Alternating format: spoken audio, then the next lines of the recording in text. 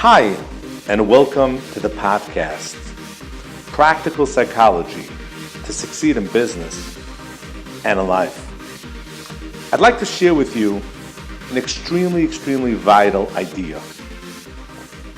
We get caught up with different goals, dreams, and aspirations that we think we need to have in order for us to be happy.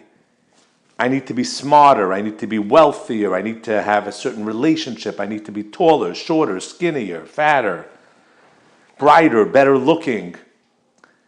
And we get caught up with these different details. And we believe that if we were to achieve happiness, we need to first have those specific things lined up. And we wind up selling ourselves short and becoming hopeless that there's no way in life we can ever have those things.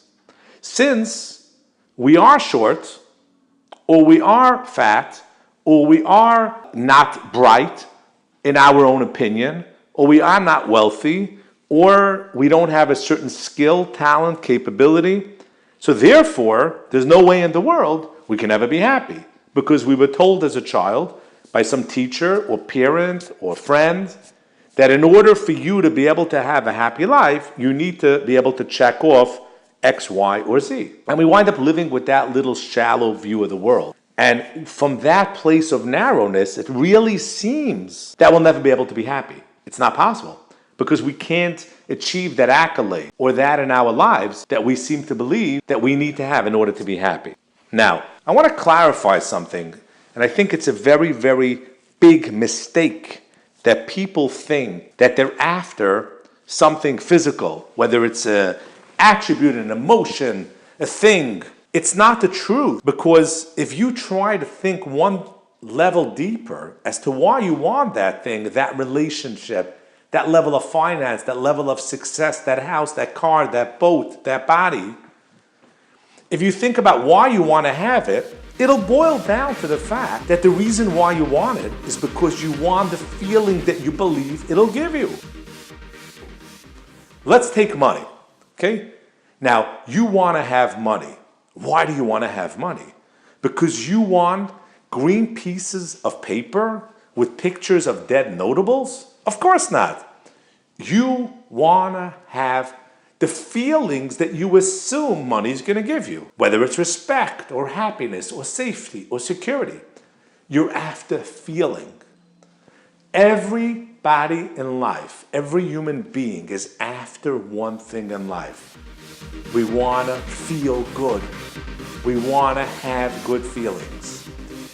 Now, you can have whatever feeling you want to have in life. You know, there are over 2,000 words in the Webster's Dictionary that describe feelings. You can have loads of feelings, any type of feeling you want to have in the world, because it's open and you have access to it, and your brain has the ability to play or give you that feeling.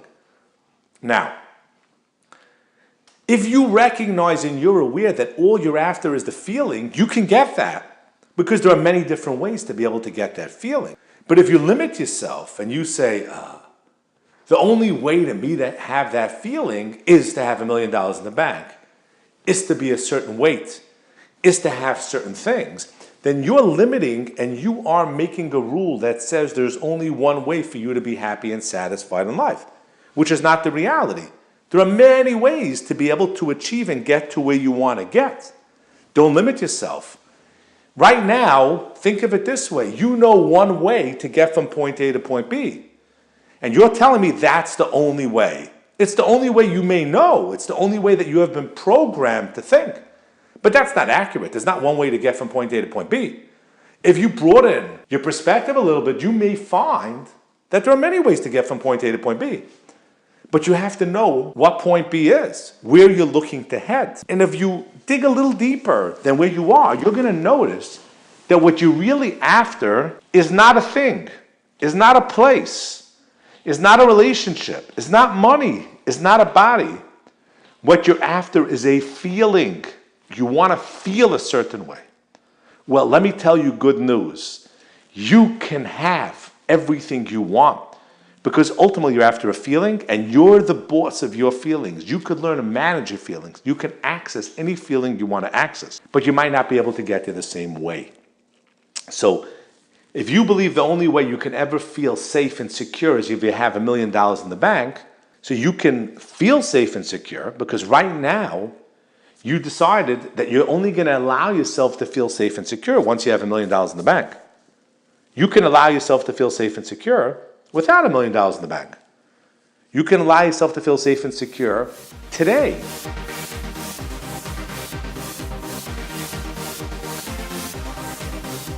Because there are other ways to get to feeling safe and secure. So it's important to recognize that if all we're after feelings, we're really in control of our lives. So if these are the feelings you want to have, now the question is, go find somebody that already has those feelings and model them. You can ask them or study them and figure out how they got to feel those feelings. Read their biography. Interview them. But today, you don't have to work that hard to be able to figure it out, because there are so many books written. There are so many self-help programs. There are so much content out there for free, all over social media, all over the internet, in the libraries. You have access to so much information to be able to learn how to be able to manage emotions, how to be able to deal with emotions, how to manage the supercomputer between your ears.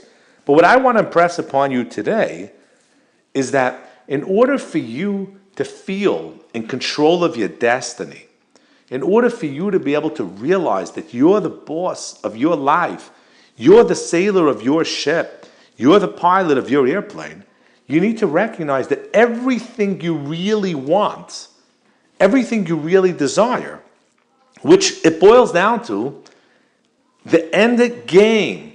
Everything's a means to an end. Money is a means to an end. The body is a means to an end. The house is a means to an end. What do you want? What's the end game? What are you after ultimately? What do you really want to have in life? Is you want to feel good, period. Everybody's after it. Take an example. Why do people build a fancy house? They want to feel good. Why do people want to fly on vacation? They want to feel good. Why do people want to get married and have a great relationship? They want to feel good. Why do people want to have children? They want to feel good. I'll tell you further. Dysfunctional things as well. Why does somebody rob a bank? They want to feel good. Why is somebody a murderer? Because they want to feel good. That's why they do it. They think it's going to make them feel good or better. So if all you're after is feeling good, now the trick is to do as follows. So you know one thing. You want to feel good. You know the same way a compass always points north, and that's science. That's how it's always going to be. No matter which way you turn it and spin it, it's always going to point north. The same exact thing, you are always going to pull towards a direction that makes you feel good, period. So now the trick is, if you want to earn $1 million, for example, what do you need to do to earn $1 million? You need to make sales calls. You need to reach out to people. You need to do whatever behaviors based upon your industry that you need to do. So you need to make sure to connect feeling good to doing those behaviors, because then you're for sure going to do them. Let's say you want to lose weight. Well, you're going to do what feels good. So if not eating, you connect to feeling good, then you're going to wind up not eating. Because the name of the game is that you're going to feel good, no matter what. So what happens if you want to go to the gym and work out on a regular basis? You need to connect working out in the gym to feeling good. And that's how you're going to wind up doing that behavior. So number one, realize that all you're after is feelings. And once you get that and realize that you're only after feelings, and ultimately, if you get to experience the feelings that you dream about and want to have, it's not the way you see it. You see it, I'll have X, Y, Z. But if you go a little bit deeper, you realize what X, Y, Z represents is a set of feelings. So once you know you're only after feelings, now this is great.